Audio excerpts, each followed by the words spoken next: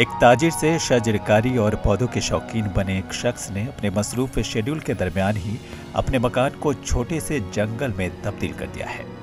रियासत कर्नाटक के शहर मैंगलोर के तालुका कोडिकाल में रहने वाले कृष्ण गोविंदा ने अपने मकान के चारों जानिब 300 से ज्यादा अक़साम के पौधे लगाए हैं और उनकी देखभाल भी करते हैं। और रिटायरमेंट के बाद गुज़िश्ता 2 बरसों से इस घर में मुकीम हैं। उन्होंने इस मकान को ग्रीन हाउस में तब्दील कर दिया है।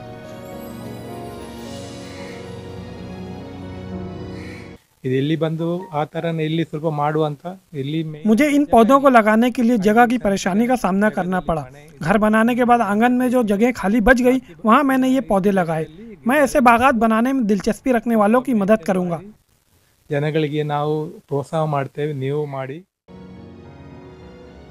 कृष्ण गोविंदा का मकान ऊपर से नीचे तक पूरी तरह से पौधों और दरख्तों से ढका हुआ है। उन्होंने अपने घर में प्लास्टिक की बोतलों, कैंस, पेंट की बाल्टियों, बांस के नलियों और नारियलों का इस्तेमाल करके इन मुख्तलिफ किस्म के पौधों को उगाया है। कृष्ण ने अपने घर में जो छोटा सा जंगल बनाया है, उसमें मुख्तलिफ अक़साम के फल और सब्जियां भी नजर आते हैं। किचन वेस्टಗಳು बावर्ची खाने में इस्तेमाल शुदा अशिया ज़ाय नहीं होनी चाहिए। बेकार चीज़ों को फेंकने की बजाय हमें इसे खुश्क करना चाहिए और गोबर में मिलाकर पौधों पर डालना चाहिए। ये पौधों की अफजाइश में बहुत मददगार साबित होंगे। कृष्ण गोविंदा का कुंबा असल में केरला से है, लेकिन उनकी परवरिश उडुपी तालुका के कप्पू में हुई है।